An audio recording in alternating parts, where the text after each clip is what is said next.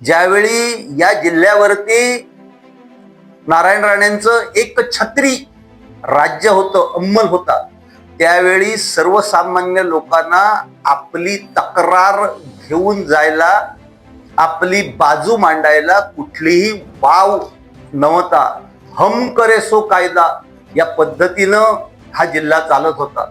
पण मागच्या 10 वर्षामध्ये ज्यावेळी खासदारपदी विनायकजी राऊत साहेब होते, आमदारपदी वैभवजी नाईक साहेब होते, त्यावेळी जिल्ह्यामध्ये शांतता होती.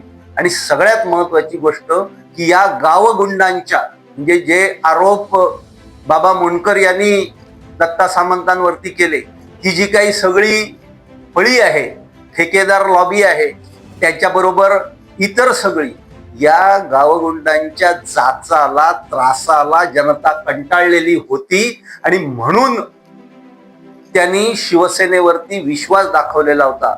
आज या दोघांच्या साठमारीमध्ये विश्वासाचा खांदा हा फक्त आणि फक्त शिवसेना उद्धव बाळासाहेब ठाकरे पक्षाचे कार्यकर्तेच देऊ शकतात.